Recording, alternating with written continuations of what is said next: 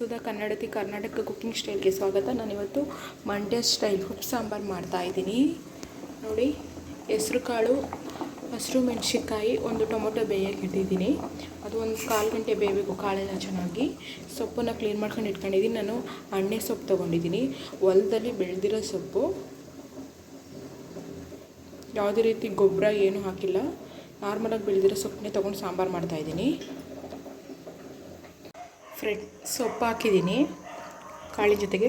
Tomato ಮತ್ತು ಹಸಿರು ಮೆಣಸಿನ್ಕಾಯಿ ಬೇಯಿಟ್ಟಿದ್ದೀನಿ, ಅದು ಸಪ್ರೇಟ್ ಎತ್ಕೊಂಡಿದ್ದೀನಿ. ಹಸಿರು ಮೆಣಸಿನ್ಕಾಯಿ ಬದಲು ನೀವು ಒಣಮೆಣ್ಸಿನ್ಕಾಯಿ ಬೇಕಾದರೆ ಯೂಸ್ ಮಾಡ್ಕೋಬೋದು.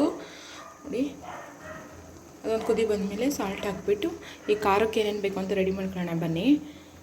ನೋಡಿ, ಸಾಂಬಾರ್ಗೆ ಏನೇನು ಬೇಕು ಅಂತ ಹೇಳ್ತೀನಿ. ಕೊತ್ತಂಬರಿ ತೊಗೊಂಡಿದ್ದೀನಿ, 2 ಗೆಂಡೆ ಬೆಳ್ಳುಳ್ಳಿ ತೊಗೊಂಡಿದ್ದೀನಿ, ಒಂದು ಬೇಸಿಕ್ ಟೊಮೊಟೊ ತೊಗೊಂಡಿದ್ದೀನಿ, 8 ಹಸಿರು ಮೆಣಸಿನ್ಕಾಯಿ, ಕಾಯಿ ತುರಿ, ಜೀರಿಗೆ, ಮೆಣಸು. ಈಗ ಬೇಯ್ತಿದೆಯಲ್ಲ, ಈ ಸೊಪ್ಪು ಹಾಕ್ಕೊಂಡು ರುಬ್ಬಬೇಕು.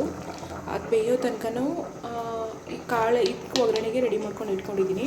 ಅದು ಬೆಂದಾದಮೇಲೆ 2 ನಿಮಿಷ ಎತ್ತಿಟ್ಟು ಸಪ್ರೇಟು ಎಷ್ಟು ಖಾರಕ್ಕೆ ಬೇಕು ಅಷ್ಟು ಮಾತ್ರ ಹಾಕೋಬೇಕು. ನಿಮಗೆ ಸಾಂಬಾರು ಎಷ್ಟು ಬೇಕಷ್ಟು ಅಷ್ಟು ಮಾತ್ರ ಹಾಕ್ಕೊಳ್ಳಿ.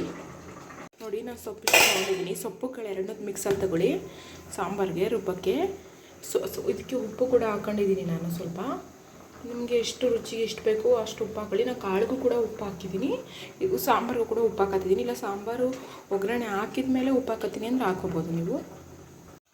ಫೈನಲಿ ಖಾರ ರುಬ್ಬ ರೆಡಿ ಮಾಡಿ ಇಟ್ಕೊಂಡಿದ್ದೀನಿ. ಈಗ ಒಗ್ಗರಣೆ ಮಾಡೋಕ್ಕೆ 1 ಕಿಲೋ ಬೆಳ್ಳುಳ್ಳಿ, ಅರ್ಧ ಈರುಳ್ಳಿ, 1 ಕಡ್ಡಿ ಕರಿಬೇವಿನ ಎಲೆ, ಸಾಸಿವೆ ತಗೋತಾಯಿದ್ದೀನಿ. ಒಗ್ಗರಣೆ ಮಾಡೋಣ ಬನ್ನಿ. 1.5 ಸ್ಪೂನಷ್ಟು ಆಯಿಲ್ ಹಾಕ್ತಿದ್ದೀನಿ,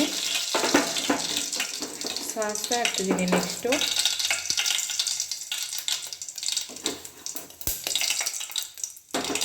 ಎಷ್ಟು ಸಾಸಿವೆ ಬೇಕಷ್ಟು ಹಾಕೊಳ್ಳಿ.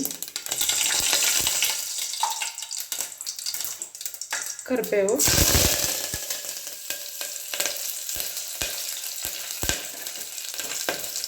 ಬೆಳ್ಳುಳ್ಳಿ,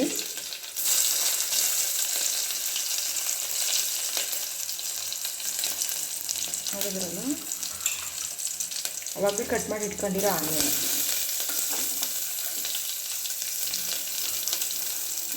ಮೂರು ಚೆನ್ನಾಗಿ ಫ್ರೈ ಆಗಬೇಕು. ಚೆನ್ನಾಗಿ ಫ್ರೈ ಆಗೈತೆ ಆನಿಯನೇ ಎಲ್ಲವ. ಈಗ ಆವಾಗಲೇ ಉಪ್ಪಿನ ಸಾರು ಮಸಾಲೆ ರುಬ್ಬಿಟ್ಕೊಂಡಿದ್ನಲ್ಲ ಅದು ಹಾಕಿ ಹಂಗೆ ಬೇಕಾದರೆ ಕುದಿಸ್ಕೋಬೋದು. ಮಸಾಲೆ ಹಾಕಿ ಒಗ್ಗರಣೆ ಮಾಡಬೇಕು ಅಂತ ಏನಿಲ್ಲ, ಬಟ್ ನಾನು ಹಾಕ್ತಿದ್ದೀನಿ ಚೆನ್ನಾಗಿರ್ತದೆ ಅಂತ. ನೋಡಿ, ರೆಡಿ ಆಯಿತು ಸೊಪ್ಪಿನ ಸಾಂಬಾರು.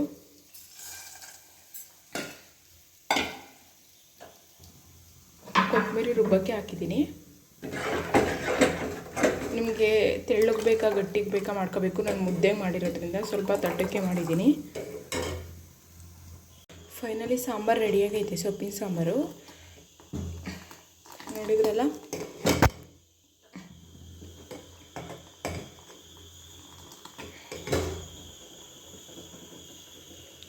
ದಯವಿಟ್ಟು ನನ್ನ ವಿಡಿಯೋ ಇಷ್ಟ ಆಗಿ ಸಬ್ಸ್ಕ್ರೈಬ್ ಮಾಡ್ಕೊಳ್ಳಿ ಫ್ರೆಂಡ್ಸ್. ಲೈಕ್ ಮಾಡಿ, ಶೇರ್ ಮಾಡಿ.